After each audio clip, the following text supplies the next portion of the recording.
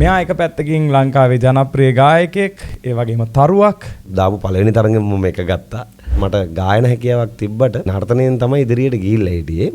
කොලේ කෙරවලින්ම අන්තිමට මගේ නමක් තියෙනවා. ආදායමක් ලැබපු රැකියාව ඉතින් මේ නර්තන ශිල්පී. ඉතින් ඒ පෙරහැරක මොහොත්වල එහෙම ඉතින් මේ දැනටත් මේ කරකට එහෙම තියෙනවා. එනම් සමහරට ඉතින් ඔය පෝරු නගින්න කකපල් වලට බෙර ගහනවා වෙන්න පුළුවන්. බාතිය සහ සන්තෝෂ් මට කිව්වා මෙහෙම මම හරිහරන් ළඟට එක්කන් ගිහිල්ලා ඔයා පෙන්වන්න පුළුවන් නම් අපේ ලංකාව නියෝජනය කරමින් කොච්චර ලෝකේ ජය ගන්න පුළුවන්ද කියලා ඉනිමග මේ අතර තියාගන්න පෝස්ටර් දෙක අරගෙන අපි යන. ඕක වෙනුවෙන් කාපු කට්ට දන්නේ මමනේ. හරිද? ඔන්න මේ ගේට්ටු ඇරලා ඇතුළට එනොත් අපේ සීන දරුවෝ එනවා කියලා කෙල්ලෙක් ඇවිල්ලා මාව වහුම් බදාගත්ත එක පාට. මගේ රන් කඳේ ඔබේ පෙම්බඳේ.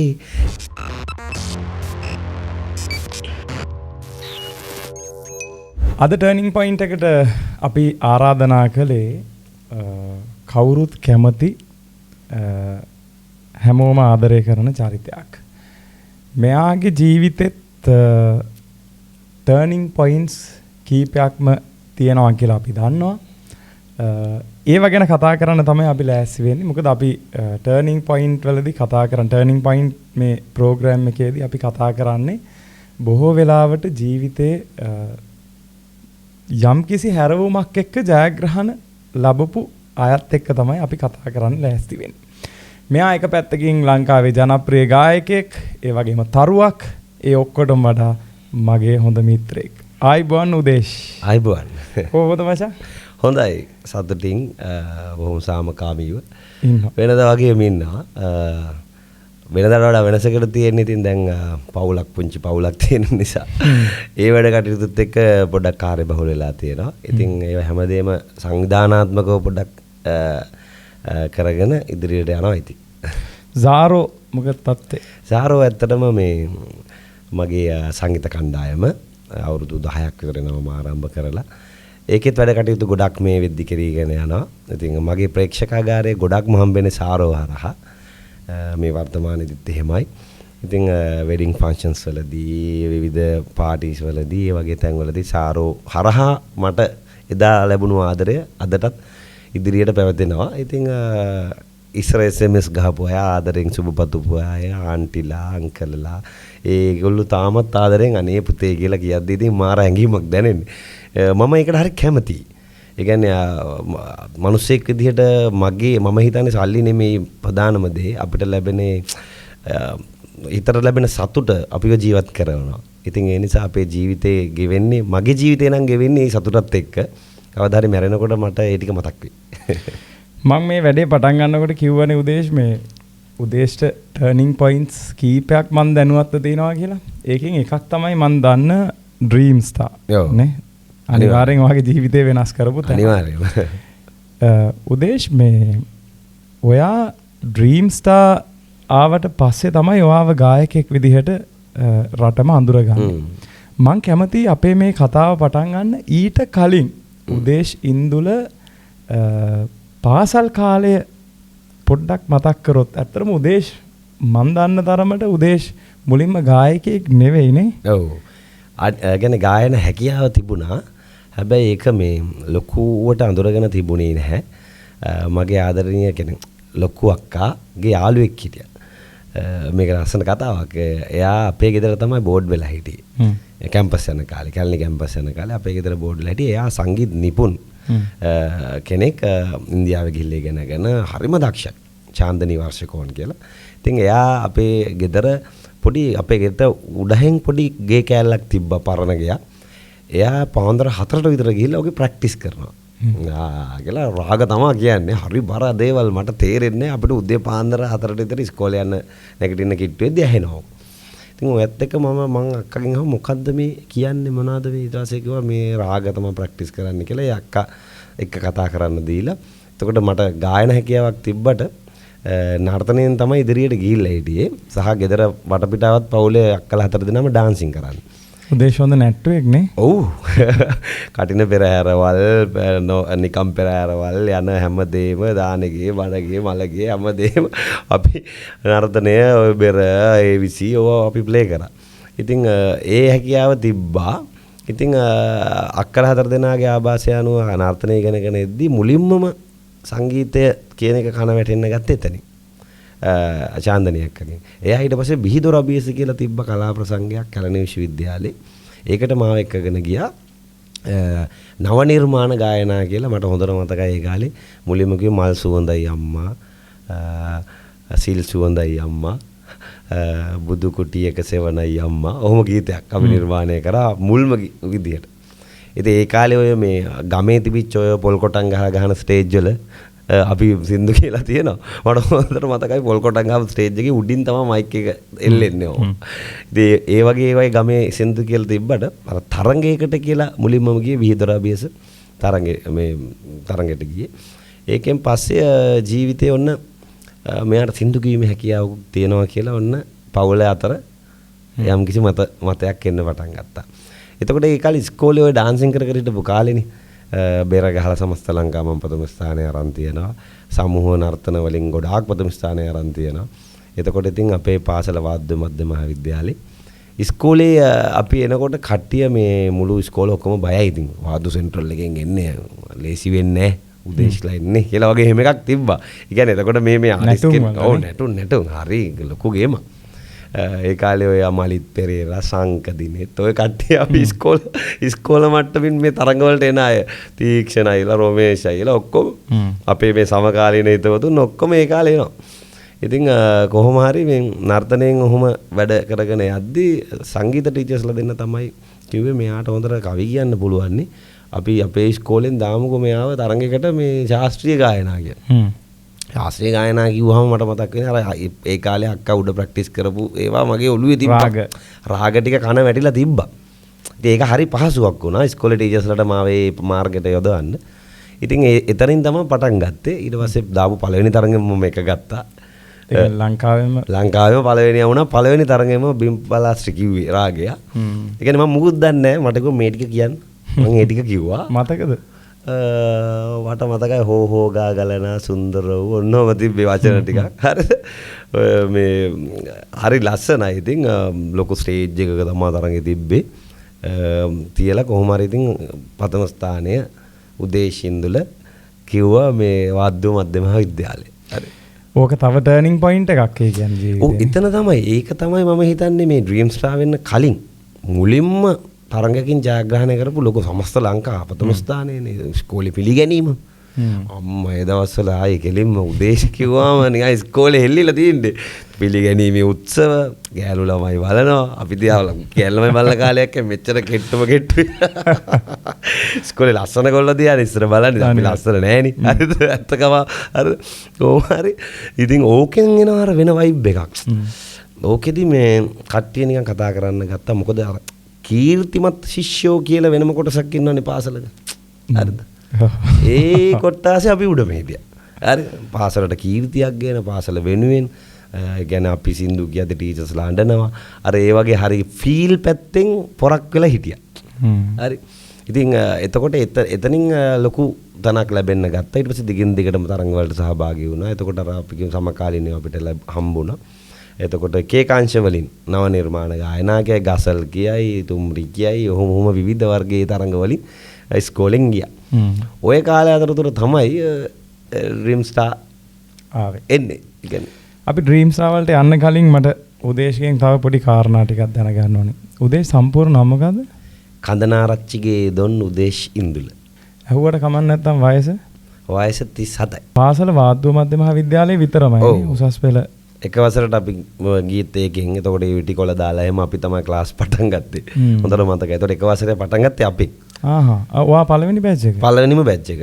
අපෙන් තමයි එක වසර පටන් ගත්තේ. ඒක ලොකු ෆැසිලිටිස් නැහැ. අපිම ගෙනහිල්ලා ඉටිකොල දාලා බිම එහෙම තමයි අවුරුද්දක් මාස ගාණක් හිටියේ. ඉතින් ඒ කාලේ හරි දුෂ්කරයි. මට ටිකක් මතකයි. එහෙම හැදිලා ඇවිල්ලා පහ වසර ශිෂ්‍යත්වයේ ඊට පස්සේ O level ඊට පස්සේ A level දක්වා මම හිටියේ වාද්‍ය මධ්‍ය මහාවිද්‍යාලේ විදුහල්පතිවරු ගණනාවක් යටතේ. ඉතින් මට මං හිතන්නේ ලොකු වටිනාකමක් සහ මට ලොකු ආඩම්බරයක් තියෙනවා ඉස්කෝලේ ගැන කතා කරන්න.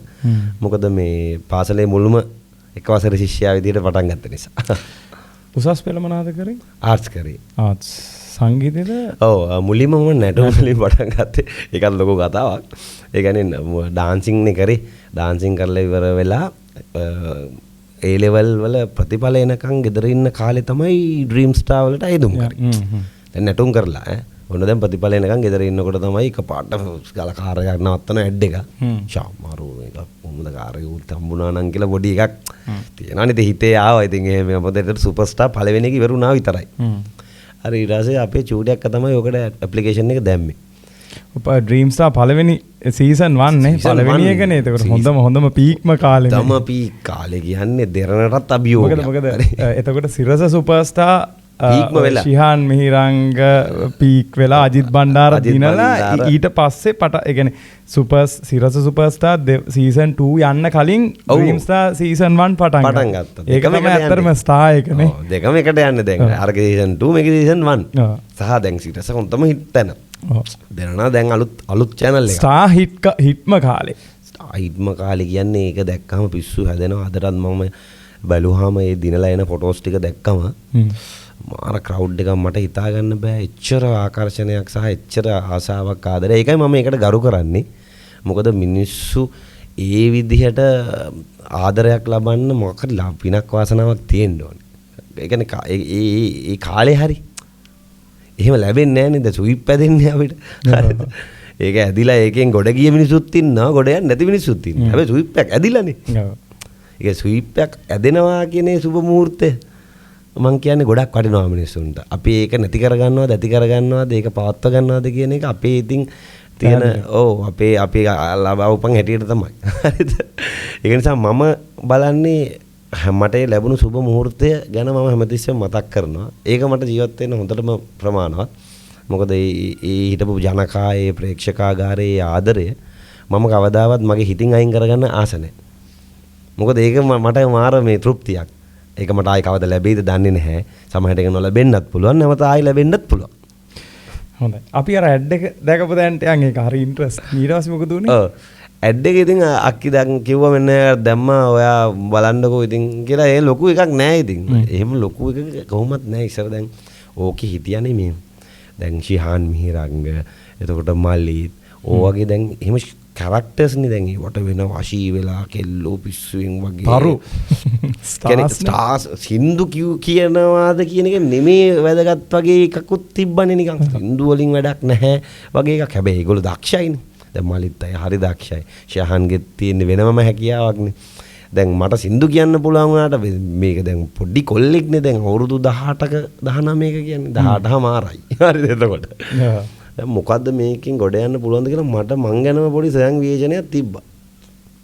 මට පුළුවන්ද මේක කියලා. නේද ටර්නින් පොයින්ට් එකක් ඕක. 2009ද 2008 8 නේ 8 9 එන්නේ ෆයිනල් එකට විතරයි. ෆයිනල් දවස එන්නේ ජනවාරි 10.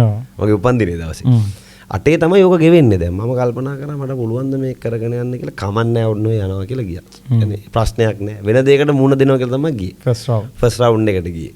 අචූඩයක් අගම මෙන්න මම ඇවිල්ලා තිනවා යන්න ගෙදරට ලියුමක් ආවා ගියා.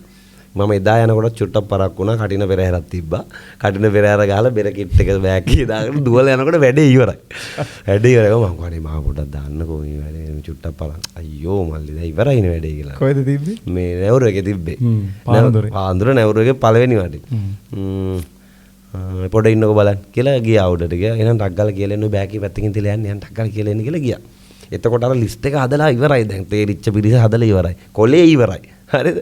කොලේ ඉවර වෙන ලිස්ට් කොහොම හරි කොලේ පිරෙන්න ලිස්ට් එකද. කොලේ කෙරවලින්ම අන්තිමට මගේ නමක් තියෙනවා. හරිද? මට මාරම හැපි. එදා කොහොම හරි මට මගේ තේරිච්චයි. ඔව් මට හොඳට මතකයි මම මේක කවදාවත් කියලා නැහැ. මම මේක කියන විශේෂයෙන්ම දෙරණ හිටියා චමින්ද ආරම්භයේ ගෙදර කියලා අයියා කෙනෙක්. එයා ඒ අයියා අපේ අක්කාගේ යාළුවෙක්. හරි. ජවින්ද යදට තමුණ අපි දෙන්න පෞද්ගලික කතා කරනවා. මෙතන මේ ප්‍රෝග්‍රෑම් එකේ තාම ඔක විශේෂයෙන් කියන්නේ. හරි. මරමර. ඔව් ජවින්ද අයියා මේ කිව්වා උඹ ඔන් මේ මල්ලි මේ අක්කා කිව්වා පොඩ්ඩක් උඹ ගිහිල්ලා බලපන් ඉතින් මේ ගොඩ ගියොත් බලමු කියලා දැම්මා. ඊට පස්සේ ඔන්න ලිස්ට් එකේ යටින්ම නම තියෙනවනේ. ඊට පස්සේ ජවින්දට මම කිව්වා ජවින්ද මේ තේරිලා කියලා හරිද මම. හරිද ඔච්චර තමයි මට පුළුවන්. ඔන්න මේ උඹ බලපන් ඉදිරියට ඉතින් කරගෙන යන විදිහක් බලපන් කියලා. ඔච්චරයි කිව්වේ. හරිද? ඔච්චර හොඳට මතකයි. පඩි පෙලෙන් බැලනකොට ඔච්චරයි කිව්වේ. ඊට පස්සේ මම දැන් ඊට පස්සේ වටෙන් යනකොට දැන් චමින්ද අයියා තම්බෙනවා. උඹ මාර පොරක්නේ. උඹ යකෝ මේ මෙහෙම අර නිරෝෂල අඬනවා. මම මේ එතකොට රෝහණ බෝගඩ ඔයා තරම් හින්දු කියන්න බෑ කියනවා. උඹ මාර පොරන්නේ මම තමයි ඔයා මුලින් දැම්මේ චමින්ද අයියා කියලා. මොකද චමින්ද අයියා thank you very much. දැන් හරි මල්ලි ඒක මේ මගේ දෙයක් නෙමෙයි ඔයාගේ හැකියාව ඔයාගේ වාසනාව ඔයාගේ ඒ වෙලේ ඔයාට ලැබිච්ච chance එක. ඔය අන්තිම මොහොතේ ඇවිල්ලා කොහොම හරි ටක් ගාලා කිව්වහම මම ඔයා වෙතෙන්ට යොමු කරා. හැබැයි ඔතනින් එහාට ඔයා ඒ ගේම් එක කොහොම හරි ගැහුවා කියලා. හරි. අදටත් චමින්ද අයියා දෙරණ ඉන්නවා. චමින්ද අරම ගෙදර කියන්නේ හරිම දක්ෂ අධ්‍යක්ෂකවරයෙක් සම්මාන ලැබෙන කෙනෙක්. ඒ චමින්ද අයියා හරිම මම ආදරයෙන් මතක් කරනවා. ඒ මගේ ජීවිතේ ටර්නින් පොයින්ට් එක එතනයි මට කිව්වනම් දැන් අද තරඟ ඉවරයි. බෑ කරන්න දෙයක් නැහැ. කරන්න දෙයක් නැහැ කොහොම මම එදා ගෙදර එනවා. මම තාම මොකක් කරයිද දන්නේ. සමහරවිට අතීතේ සුන්දර වෙන්නත් පුළුවන් අඳුරු වෙන්නත් පුළුවන්. එහෙනම් සමහරලාට පොඩි ඩාන්ස් එකක්ම කරගෙන ඉන්නත් ඉඩ තිබ්බා. ඉතින් ඔය නම් සමහරවිට ඉතින් ඔය පෝරු නගින්න කකපල් වලට බෙර ගහනවා වෙන්න පුළුවන්. පුළුවන් සමහර විට ලෙක්චර් කෙනෙක් විදියට ඉන්නත් පුළුවන්. මොකද ඔබේ ඔයාගේ පළවෙනි රස්සාව රැකියාව ලෙක්චර්ද? පළවෙනි ඒ කියන්නේ ආදායමක් ලැබපු රැකියාව ඉතින් මේ නර්තන ශිල්පී. නර්තන ශිල්පියනේ. ඔය ඒකෙන් ඉතින් රුපියල් 400ක් විතර හම්බුණා. ඒ කාලේ. රුපියල් 400ක් විතර හම්බුණා කටින පෙරහැරක් ගැව්වාම. ඉතින් ඒ පෙරහැරක බෙරම ඔත්තවල් එහෙම ඉතින් මේ දැනටත් මේ කරකට එහෙම තියෙනවා අත්වල. බෙර ඉතින් පෙරහැරක් ඉවර වෙනවා බෙර ගන්නවා කියන්නේ. ලේ පයින්නවා මේ ඇඟිලි වලින්. හරි. ඊට පස්සේ නැටුව කාලයක්. ඒව ආශාවෙන් කරේ. ඒක සල්ලි බලාපොරොත්තුෙන් කරේ අපි කොහොමත් ශාස්ත්‍රය කියන එකේදී අපිට ඉස්සරහට ආවේ සල්ලි කියන එක නෙමෙයි. දැන් නම් ඒකමනේ. දැන් ඉන්න පරපුරේ මං දන්නේ සල්ලි වලට ඕන දෙයක් කරයි. අපේ ඉස්සර එහෙම එකක් තිබ්බේ නැහැ. අපි කලාව නම් කලාව. ඉතින් ඒ වෙනුවෙන් අපි ගොඩාක් කැපකිරීම කරා, මහන්සි වුණා, ප්‍රැක්ටිස් කරා. නටන්න වුණත් ඔය පිලුම් ගහන්න, මාලක්කම් ගහන්න, බෙර ගහන්න අපි රැත් දවාලක් නැහැ ඒකට. මං හිතන්නේ ඒක තමයි ඉතින් කලාව කියන්නේ නේ. කලාවට ආදරේ මිනිස්සු ඒ කැපකිරීම කරන්නේ කිසිම දෙයක් බලාපොරොත්තු වෙන්නේ නෙමෙයි. අදටත් මම මොනාරි සමහර කට්ටිය කතා කරාන් පස්සේ ඔයා කීයක් ගන්නවද? බලමු ඉතින් ප්‍රශ්නයක් නැහැ වල තියෙන ගාණක් කියන්න අපි බලලා. එහෙම ඉතින් මොකක් යනකොට රයියන්නේ නැහැ නේ. ඒක හරි.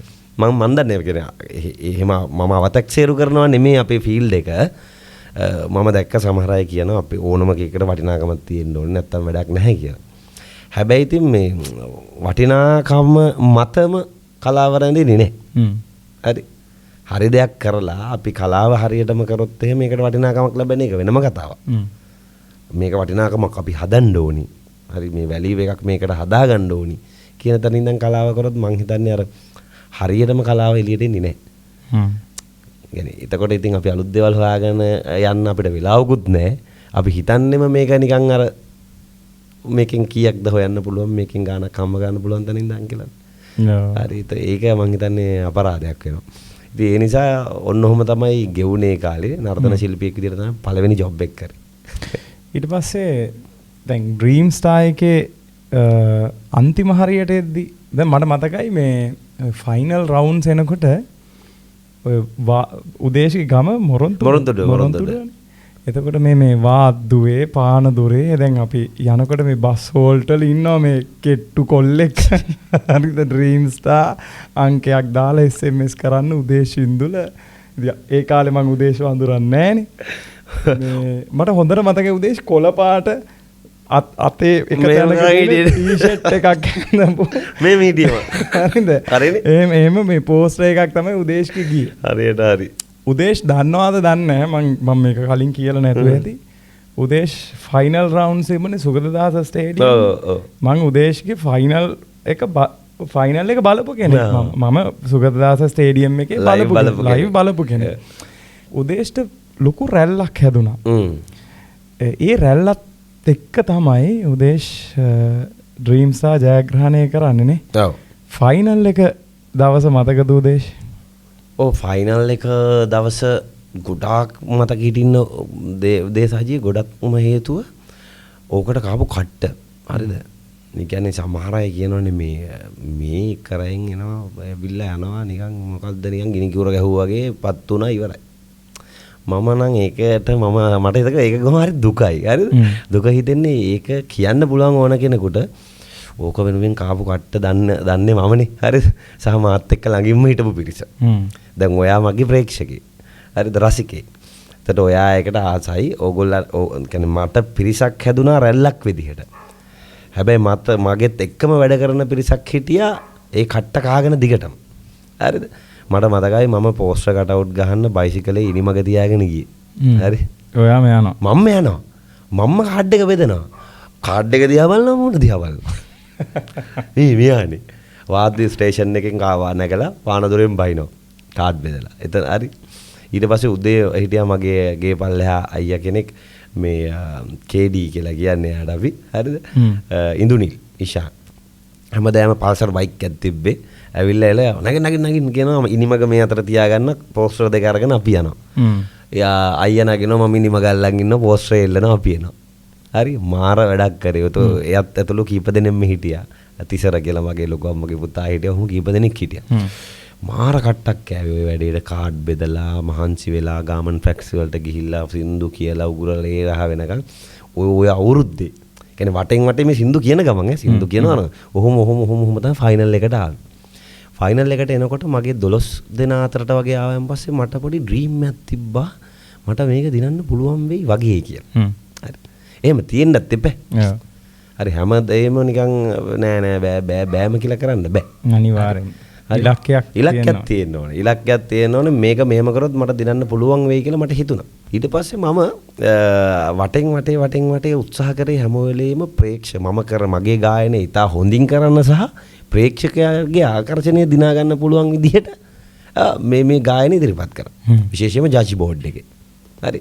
ඔහොම ඇවිල්ලා දැන් ෆයිනල් එකට එනකොට මම මිතවා සින්දුව කියලා තිබ්බා. ඒ කාලේ හරිම ජනප්‍රිය ගීතයක්. ඒකට කැලුම් ශ්‍රීමාල් අයියා තමයි මට සිංහල වචන ලියලා තිබ්බේ. එක වටයක් තිබ්බා හින්දි සින්දු වල සිංහල වචන දාලා කියන්න ඕනේ. ඒකේ මම පැතුවා තමයි මේ සින්දුවේ වචන තිබ්බේ. අති ජනප්‍රිය වුණා. සුපර් හිට් එකක්. සුපර් හිට් එකක් වුණා. එදා ගෙස් ආටිස්ලා විදිහට ඇවිල්ලා හිටියේ භාතිය සන්තෝෂ් දෙන්න. භාතිය සහ සන්තෝෂ් මට කිව්වා මෙහෙම මම හරිහරන් ළඟට එක්කන් ගිහිල්ලා ඔයා පෙන්වන්න පුළුවන් නම් අපේ ලංකාව නියෝජනය කරමින් කොච්චර ලෝකෙ ජය ගන්න පුළුවන්ද කියලා අපි කවදා හරි chance එකක් ලැබුණොත් ඒක කරනවා කියලා. හරිද?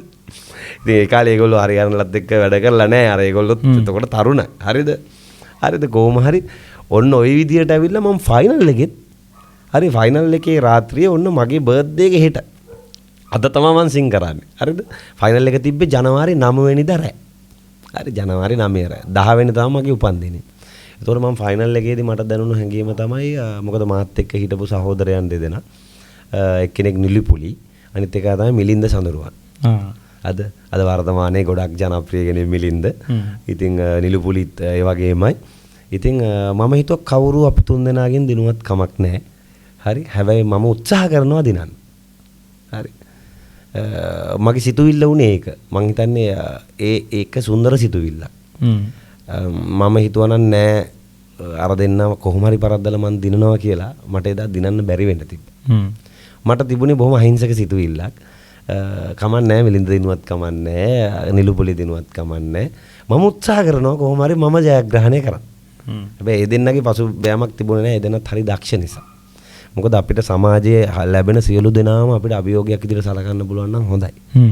මං කියන්නේ ඒක තමයි අපේ ජීවිතය. අපිට ලැබෙන සියලු දේම අපි අභියෝගයක් කරගත්තොත් අපිට ජීවිතේ ඉස්සරහට යන්න පුළුවන්. ඒ නිසා මම එදා එක අභියෝගයක් කරගත්තා. මම මගේ ගායනය මම හොඳින්ම කරනවා කියලා මම අදිෂ්ඨාන කරගත්තා. මම ඉතා හොඳින් ඒක කරා. ලක්ෂ ගණනක් ප්‍රතිචාර SMS ලැබුණා. කොහොම හරි අද මේ රාත්‍රියේ ඩ්‍රීම් ස්ටාර් වන්නේ උදේශ්ද මිලින්දද කියලා තමයි අන්තිමටම ආවේ. නිලුපුලි 3 වුණායින් පස්සේ අපි දෙන්න. මම හිතුවා මිලින්ද වුණත් කමන්නේ හා කමන්නේ ඕන දෙයකට මුණ දෙනවා කියලා. ඉතින් මගේ නම කිව්වා උදේශ ඉඳලා.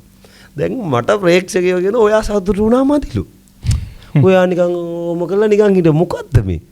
දැන් අපි සතුටු වෙලා මේ ගේ කාට පුටු කරේ තියන්ලු අපේ ගෙවල් වල දුවන්නේ. ඔයා මොකලා නිකන් හිටියලු නිකන් කිසි දෙයක් නැල්ලු.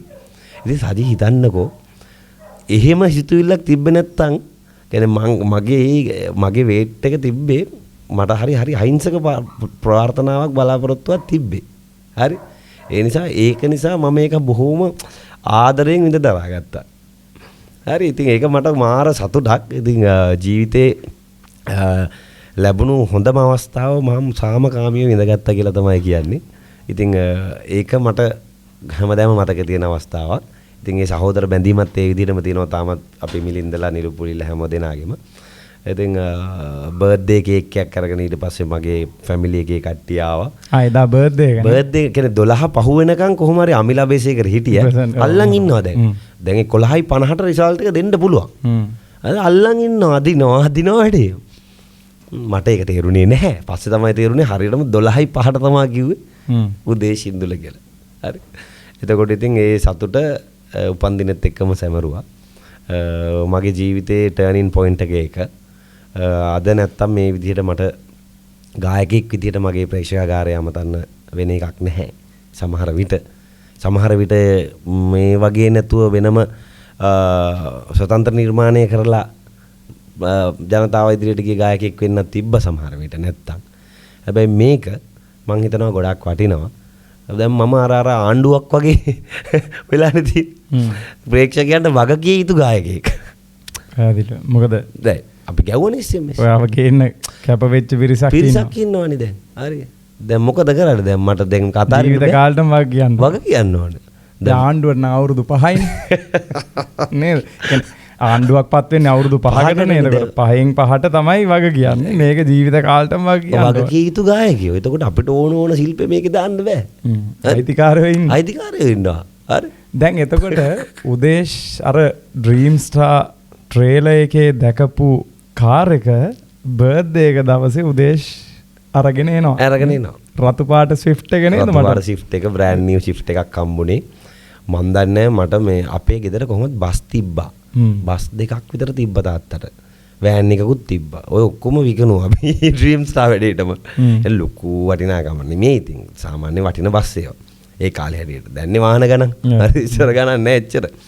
එතකොට කොහොම හරි ඒ කාලේ ඉතින් අර මට 3 wheel එක අර චූටි හරි හොරු බූටිනේ ඔය වගේ අලුත් වාහනවල. ඔය තාත්තා හැමති ඔය එන්ජින් වල කෑලි ගන්න ගියාන් පස්සේ අපි ඔය දැන් තියෙනවා shops ඉනවනේ කෑලි වැලි එල්ලන. මම දවසක් එහෙම මට හොඳට මතකයි සජ්.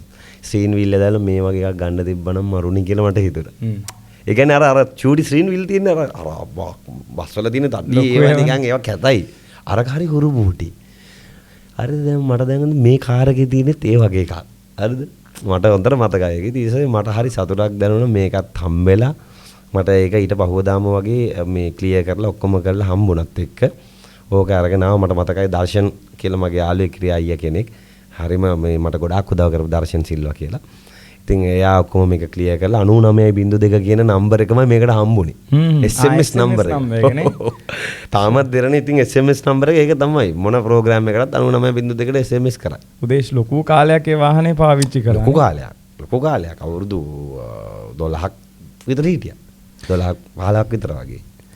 උදේෂ් දන්නවද මේ දැන් ඔයාට මම මේ ප්‍රෝග්‍රෑම් එකට කතා කරන්න හේතුව දැන් මේක ටර්නින් පොයින්ට් නේ මේක මේ කලාව ගැන කතා කරන එකක් නෙවෙයිනේ. දැන් ඒකට මේකට කවුරු හරි ගායකයෙක් ඌ පමණින් නළුවෙක් ඌ පමණින් ඒ හැමෝම මේකට එන්නේ නෑ උදේෂ්. මේ සීට් එකට එන්න විශේෂ හේතුවක් තියෙනනේ. හේතුව තමයි ජීවිතේ අනිත් අයට වඩා යම්කිසි වෙනසක් එක්ක ජයග්‍රහණයක් මම පටන් ගන්නකොටම කිව්වේ ජයග්‍රහණයක් ලැබුව කෙනෙක්. උදේෂ් කියන්නේ එහෙම අර ඩ්‍රීම් ස්ටාර් වෙච්ච නිසා අද මිනිස්සු අතර ඉන්න කෙනෙක් නෙවෙයි. මොකද එහෙමනම් ස්ටාර්ස්ලා ගොඩක් හිටියානේ. ඩ්‍රීම් ස්ටාර්ම ගොඩක් අය බිහි වුණා. සිරස සුපර් ස්ටාර් හුඟක් අය ආවා. එතකොට මේ ආපු හැම කෙනෙක්ම අද සමහරවිට අපිට මතකත් නැහැනේ කවුද ස්ටාර් වුණේ කියලා. දැන් හොඳම උදාහරණය ශිහාන් මිහිරංග කියන්නේ සුපර් ස්ටාර් නෙවෙයිනේ. හැබැයි අදටත් ඔහු ඉන්නවා මේ ස්ටාර් කෙනෙක් විදිහට. ඒතර උදේෂ් තමන්ගේ ජීවිතේ කලාකරුවෙක් විදිහට ගායකයෙක් විදිහට විතරක් නෙමෙයි ඔයා ඒක හොඳ ව්‍යවසායකයෙක් විදිහට මේක තුල ලොකු ජයග්‍රහණයක් ලැබපු කෙනෙක්. ඔයා ඩ්‍රීම් ස්ටාර් එක නිසාම හැමදේම ගත්තු කෙනෙක් නෙවෙයි. ඒක ඔයා පන්නරය කරගෙන ඔයා ලොකු ගමනක් ගියා. අද වෙනකොට ඔයා බෑන්ඩ් එකක් කරනවා. ඔයා කලාකරුවෙක් විදිහට තාමත් ගායකයෙක් විදිහට ඉහළම ඉන්නවා. මේ වගේ ඔයා ලොකු වපසරියක් හදාගෙන අද සාර්ථකත්වයකට ඔයා ඇවිල්ලා තියෙනවා. උදේෂ් එදා ඔයා පටන් ගත්ත ඔයාගේ ඒ ලයිෆ් එක වාගේ ජීවිතේ ආරම්භය 2009 අපි ගමුකෝ මේ ඩ්‍රීම්ස් ආයකට ගියපු තැන. ඒ යනකොට මුකුත් නැතුව වාහනයකුත් නැතුව ඒ ජීවිතේ අද වෙනකොට මේ තියෙන ජීවිතේ වා මේ සාර්ථකත්වයට ආපු එකයි තමයි ඇත්තටම අද වා මෙතනට එන්න ලැබපු සුදුසුකම. මේ කතා බහට මම ඉතින් ඒක නිසා කැමති උදේශ වාගෙන් අහන්න එහෙම මේ කොහොමද දැන් ඇයි හැමෝටම බැරි? ඔයා ළඟ තියෙන විශේෂත්වය මොකක්ද? ඔයා ඩ්‍රීම්ස් එකෙන් පස්සේ මේ තැනට එනකන් එන්න. ඔයා මොනවාද කළ කැපකිරීම ජීවිතේ? වාට එහෙම අත්දැකීම් ඇති. වා දුක් විඳින්න ඇති, මහන්සි වෙන්න ඇති, නිදි මරන්න ඇති. මොනවාද ඔයා මේ වෙනුවෙන් ඔයා ජීවිතේ කරපු විශේෂ කැපකිරීම වාගේ ජීවිතේ? මුලින්ම මම මාව තේරුම් ගත්තා. මම කවුද කියන එක.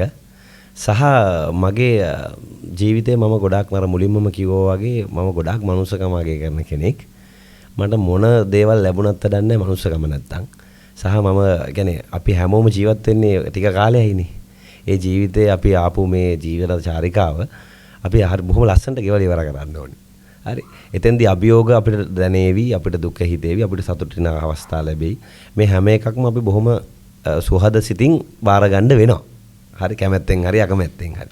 ඩ්‍රීම් ස්ටාර් වුණාම පස්සේ අනිත් තරුත් මමත් අතර තියෙන වෙනස තමයි මම දකින විදිහත් එළියේ ඉන්න ප්‍රේක්ෂකයෝ දකින කියන කතත් එක්ක බලද්දී මම නිහතමානී කමින් මේ ගමන යන කෙනෙක් කියලා. ඇත්තටම ඒක මටත් දැනෙලා තියෙන දෙයක්. මම බොහොම කැමති මගේ ප්‍රේක්ෂකයන් එක්ක, මගේ ඉන්න රසිකයෝ එක්ක හැමදේම බෙදාගෙන මේ ගමන යන්න. හරි. එතකොට ඒක ලේසියෙන් කරන්න පුළුවන් වැඩක් නෙමෙයි. සමහර වෙලාවට අපි අපහසුතාවයට පත් වෙන වෙලාවල් තියෙනවා. හරි. උදාහරණයකට ගත්තොත් අපි තමයි SMS ගැහුවා, තව සින්දුවක් කියන්න ඕන.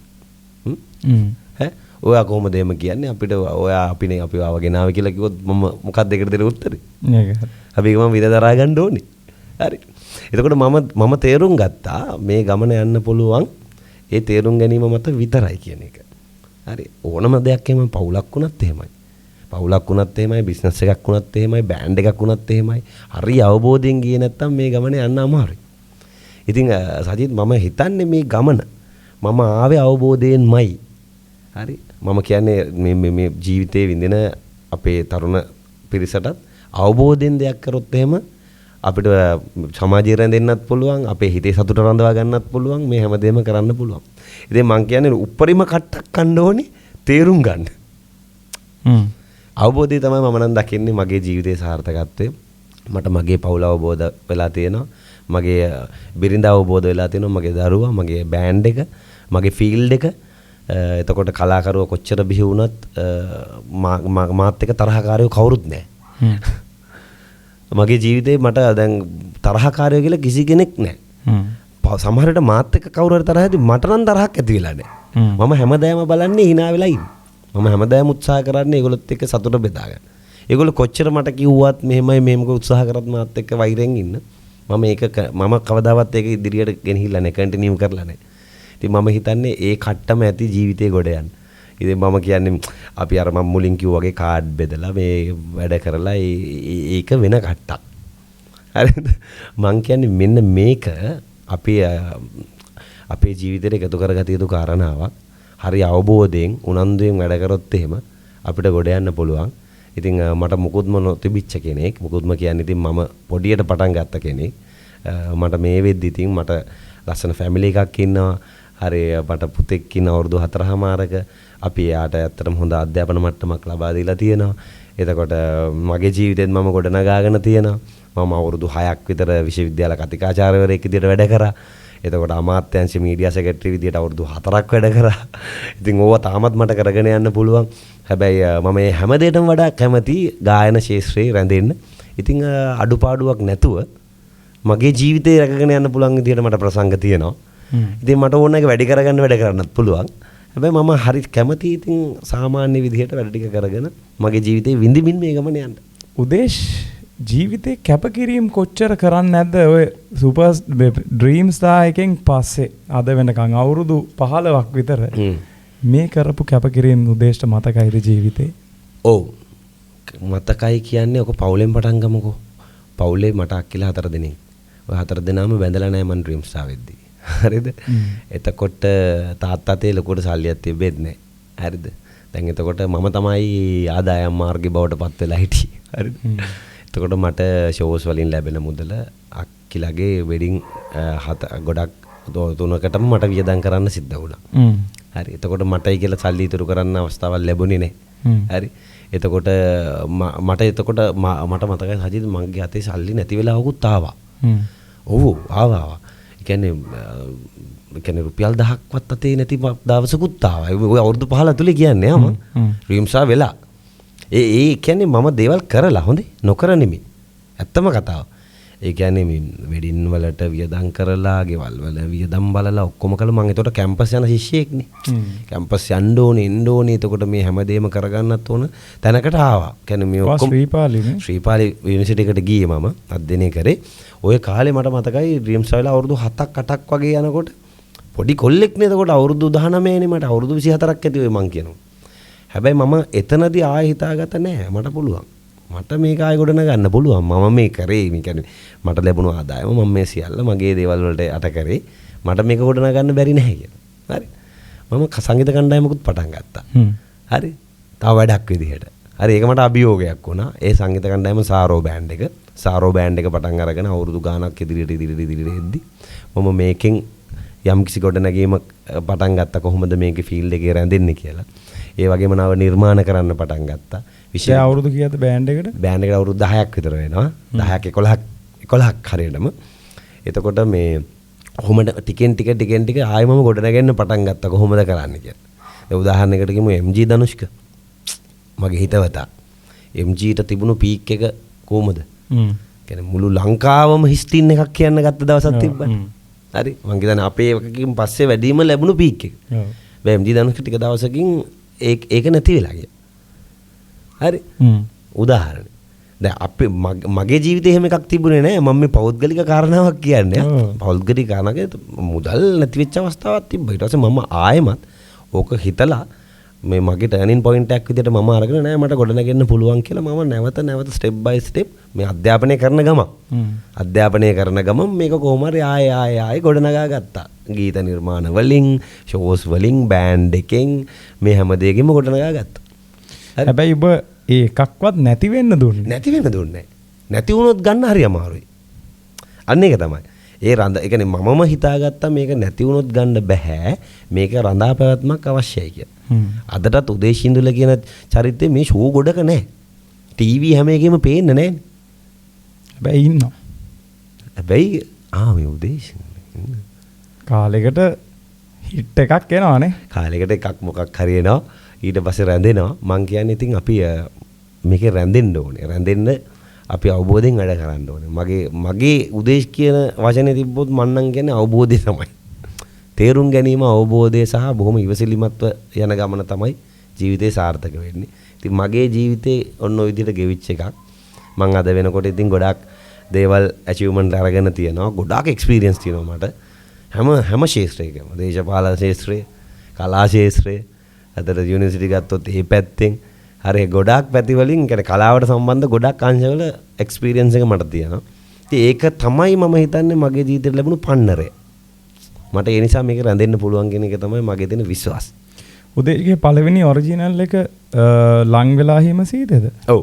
පළවෙනිම සින්දුව ඒක සීසන් 2 එකේ තමයි රිලීස් කරේ. 2009 මම ඩ්‍රීම් ස්ටාර් වෙලා 2009 අන්තිම හරිය වගේ සීසන් 2 උපේක්කලගේ සීසන් එකේ උපේක්කා නිර්මාණයේ ඉන්න සීසන් 2 එකේ තමයි ලං වෙලා හිම සීතේ අවුට් කරේ. ඇත්තටම මේක රයන් ජනප්‍රිය වෙච්ච ගීතයක්. ෆිල්ම්ස් වල ඊට පස්සේ සින්දු කියවනේ. ෆිල්ම් 3-4ක සින්දු කියලා තියෙනවා. ගොඩක නැහැ. ඒකෙන් ජනප්‍රියම වුණේ මල් කලඹ ළඟ කියන ගීතය. 2017 හේමාල් රණසිංහ එතකොට දසුනුයි ඒ චුලක්ෂිලා බීච් එකේ සිද්ධිය. ඒකට තාමත් ආදරේ කට්ටිය. මම දන්නේ මේ පොඩි ළමයිනුත් තාම සින්දුව දන්නවනේ. දැන් ලං වෙලාවෙම සීතේ කියන එක කියලාම මම අවුරුදු 17ක් නේ. හැබැයි තාමත් ළමයි ඕක දන්නවා.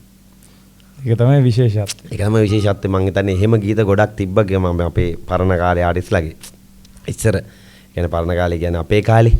දැන් අලුත් ගීත නම් මම හිතන්නේ අහනවා සමහරවිට මතක හිටිනවා හරි අඩුයි. මොකද ඒක නිකන් ඒ ගීතවල ප්‍රශ්නයක් නෙමෙයි. ඒ කම්පිටිෂන් එක වැඩි. අද එනවා එකක් හෙට එනවා එකක්. ඒ කියන්නේ ගීත වැඩි. දැන් අපේ කාලේ එහෙම ගීත ගොන්නක් එකපාර මේ ඉන්ඩස්ට්‍රි එකට ආවේ නැහැ. පොඩි හිඩසක් තිබ්බා. දැන් එක දවසට සින්දු 10ක් විතර එළියට එනවනේ. එතකොට පොඩ්ඩක් ඒ හිඩස එක්ක පොඩ්ඩක් ඒක හරි අමාරුයි කන්ට්‍රෝල් කරගන්න. ඉතින් ලං වෙලාවෙම සීතේ නන්දන වික්‍රම නන්දනයෝ තමයි ලිව්වේ. රොමේෂ් සුගතපාල තමයි මියුසික් කරේ. ඉතින් දවස් දෙකක් අපි උකට ෂූට් එක කරා.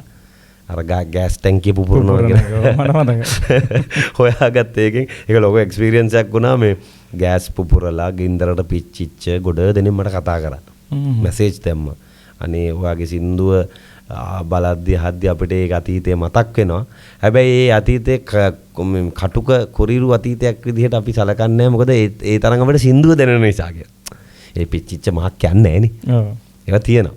එතකොට ඒක හරි සුන්දර විදිහට ඒගොල්ලෝ ගත්තා. ඉතින් ඒ ගීතේ මගේ ජීවිතේ පළවෙනිම ටර්නින් පොයින්ට් එක ස්වතන්ත්‍ර නිර්මාණයක් විදිහට. නැත්තම් ඩ්‍රීම් ස්ටාර් උදේශ් කියන එක නැති වුණේ ලං වෙලා හිම සීතේ හින්දා. ඇත්තෙම. මොකද මම ඔය ලෙබනන් වගේ රටකට ගියා. යනකොට ඒ ලෙබනන් රටේ ඩ්‍රීම් ස්ටාර් බලලා නැහැ. ඒගොල්ලෝ ඩ්‍රීම් ස්ටාර් බලලා. හැබැයි ලං වෙලා හිම සීතේ දන්නවා. ඒක බලලා තියෙනවා. ලං වෙලා හිම සීතේ කියන උදේශ් නෙමෙයි. නිසා ඩ්‍රීම් ස්ටාර් උදේශ් කියන එක ඒගොල්ලන්ගේ ඔළුවේ තිබ්බේ නැහැ. ඒකත් ලොකු ජයග්‍රහණයක්. ඔයා ඩ්‍රීම් ස්ටාර් උදේශ් කියන එකෙන් මිදිලා ඇත්තටම ඔයා අද උදේශ් ඉන්දුල කියන බ්‍රෑන්ඩ් එක හදාගෙන තියෙනවානේ. ඔයා උදේශ් ඉන්දුල කියන බ්‍රෑන්ඩ් එක හදාගෙන තියෙනවා. ඒක ලොකු ජයග්‍රහණයක් උදේශ්. ඒක තමයි මම විශ්වාස කරන විදිහට ඔයාගේ ජීවිතේ ඔයාගේ ඊළඟ ටර්නින් පොයින්ට් එක. ලොකුම ටර්නින් පොයින්ට් එක. මොකද ඒ මාක් එක ගලවන්න නැත්තම් හරි අමාරුයි. මට ලැබුණු ලොකුම chance එක ඒ කියන්නේ මගේ වාසනාවකට ලැබුණු ගීතයක් ඔය ලං වෙලා හැම සීතේ කියන ගීතය. එතනින් පස්සේ මම ගීත ගොඩාක් කියලා නෑ. ජනප්‍රිය ගීත 7ක් විතර තියෙනවා. සින්දු ඕනනම් උපරිම 18ක් 20ක් කියලා ඇති. ෆිල්ම්සුත් එක්ක. ඔව් ෆිල්ම් සින්දු ඕනනම් 5ක් 6ක් කියලා ඇති. ටෙලි ඩ්‍රාමාස් වලටත් 4ක් 5ක් කියලා ඇති. ඔයෙන් ස්වතන්ත්‍ර නිර්මාණ ගොඩාක් නෑ එහෙම. ඉතින් හැබැයි මගේ ජීවිතේ ටර්නින් පොයින්ට් එකක් වුණු මේ ගීතය මම මැරෙනකනුත් තියේවි. මොකද අපේ පුතා පවා ඔය සින්දුව කියනවා. ඒ හරි ආසයි. තාම පොඩි ළමයිනුත් ලොකු ළමයිනුත් හැමෝම ආදරය කරන ගීතයක්. ඉතින් කවදා හරි මම මැරිච්ච දවසටත් ඕක කියන්නේ කියලා තමයි කියන්නේ. උදේශ් ෆයිනල් එකේ මිතවා කිව්වද? ඔව් ෆයිනල් එකේ මිතවානේ කිව්වේ. මිතවායි කල්යාණි ඔබ නැසූ කියන ගීතේ කිව්වේ. අවුරුදු 15ක් නේ. අවුරුදු 17කට කලින් කියපු සින්දුව නිකන් පොඩි කෑල්ලක් කියන්නකෝ උදේශ් මං වෙනුවෙන්. රයිට් මම ඒකේ සිංගල් එකම කියන්නන්නේ. හරි. ඔව්. මගේ තනිය මුවා කරපු දුක් දහර මුලා කරපු ළඟ පායසිනා මුහුණේ ලාසඳ සේනුරා පිරුණු මගේ රන් කඳේ ඔබේ පෙම්බඳේ හෙවනැල්ල වෙන්නම් කියා පැතුවා හදේ සිත මෙහිරුවා සිතුවා ඔබ මාසන්තකේ මෙහි කියා. එදා වගේම හරිම ලස්සනයි. උදේශ් ඔය කියන කාලේ ලංකාවේ මේ ගායන ක්ෂේත්‍රයේ ටිකක් අර මොඩර්න් මියුසික් හොයාගෙන ගියපු කාලයක් නේ. ඒ කාලේ උදේශ් හිට් වෙන්න තව හේතුවක් තමයි උදේශ්ගේ මේ තියෙන ශාස්ත්‍රීය හඬ සහ නේද මට හිතෙනවා එහෙම එකක් වෙන්න ක්ලාසිකල් මියුසික් ගැන තියෙන අවබෝධය වෙන්න ඇති කියලා.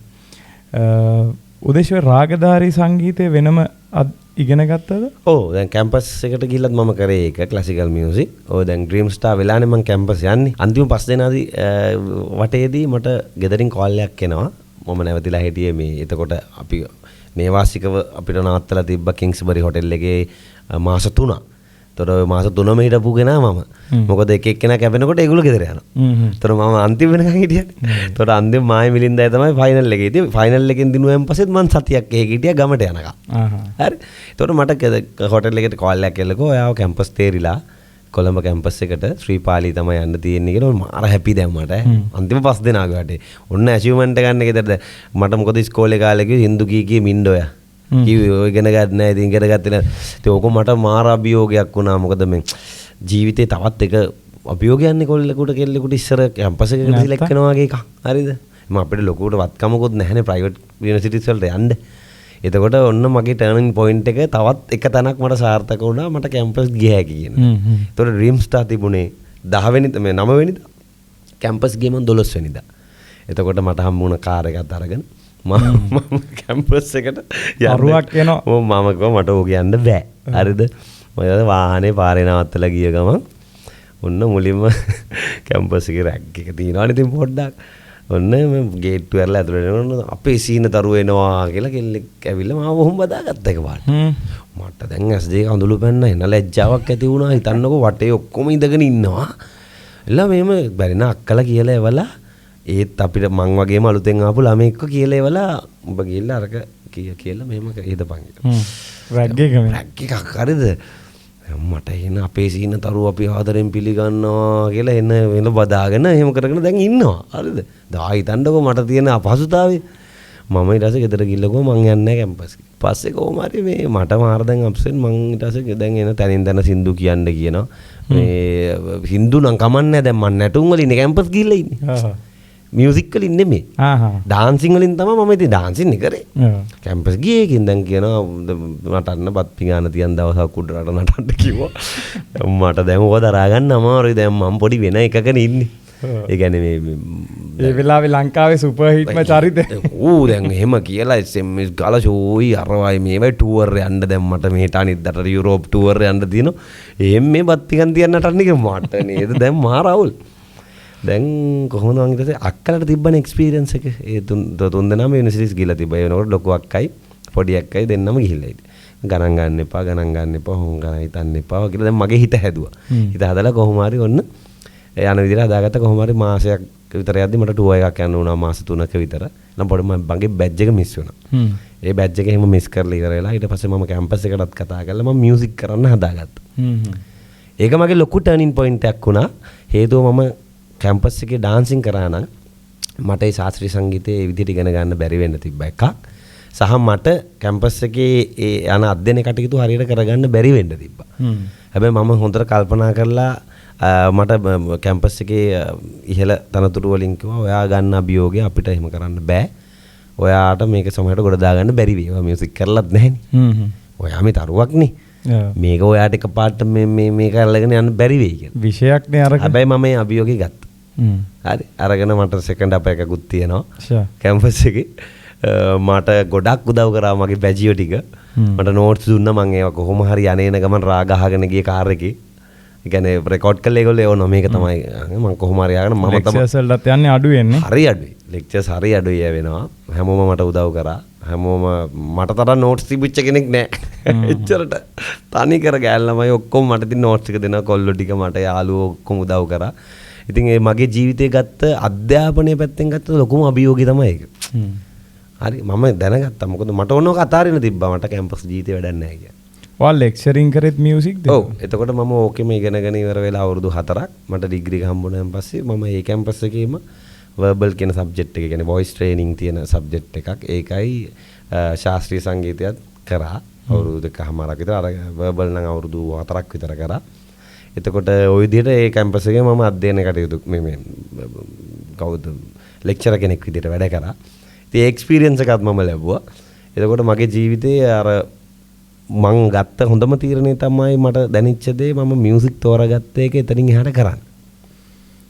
එතකොට මගේ මේ ෆීල්ඩ් එකයි ඒ ෆීල්ඩ් එකයි එකට ගැලපුණා. ඒ ගැලපීම තමයි මාව මෙච්චර දුර ගෙනාවේ. අදටත් මට අභිමානයක් ගෞරවයක් තියෙනවා අර ඉගෙනගත්ත සහ ශාස්ත්‍රය ගැන දැනගෙන වැඩ කරන ගායකයෙක් කියලා. ඉතින් ඒක ගැන ඉතින් ලොකු සතුටක් තියෙනවා. හැම පැත්තම බැලන්ස් කරගෙන හැම පැත්තම සාර්ථක කරගෙන නේද? ඔව් ඒ කියන්නේ පෞල් පසුබිමෙන් නර්තන හැකියාව ඒවා ටික පාසල් පට්ටමින් ආවා. ඩ්‍රීම් ස්ටාර් හරහා සමාජය දැනගන්න ලැබුණා. සහ ප්‍රේක්ෂකයන්ගේ ආදරය ලැබුණා. කැම්පස් එක හරහා උසස් අධ්‍යාපන කටයුතු වලට හොඳ ප්‍රවේශයක් ලැබුණා. ඒක හරහා මම ලෙක්චර් කෙනෙක් විදිහට වැඩ කරන්න ගත්තා. ඉතින් හැමදේම එතකොට අංග සම්පූර්ණ වුණා. උදේශ් අපිට අවසාන වශයෙන් ඔයාට ජීවිතේ ඔයා පටන් ගත්තු තැන බෙරවාදකයෙක් නර්තනය ශිල්පියෙක් බෙරපදයක් කියන්නකෝ.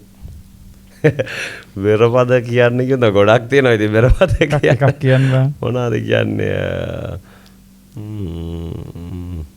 මොන වගේ එකක්ද බලාපොරොත්තු වෙන්නේ? මට නිකන් එකපාරට මට බෙර ගැන ලොකු අදහසක් මම ආසම දෙන්නේ. රයිට් හරි. ඒක මට හිතේ බෙරපදයකට වඩා මොකද මේ මම කවි තමයි ගායනා කරේ ගොඩක්. ඉතින් මම මේ ඊපෙරේදත් මෙහෙම එකක් කිව්වා. මේක මම කියන්නම්. අපි හැමෝගෙම දොස් දුරු වෙන්න කියලා මේක කියමු. සිරස සවන් යුග මුක තුල බෙල්ලේ දෙවුර දෙවැල මිට අත දසඟිල්ලේ බඩ උකුලද දන කෙඬවලල්ලේ දොස් හැර ඵලයන් පත්ල සියාලේ අයිබෝවා පරණ අතීතය මතක් කරපු වෙලාවක් නේ.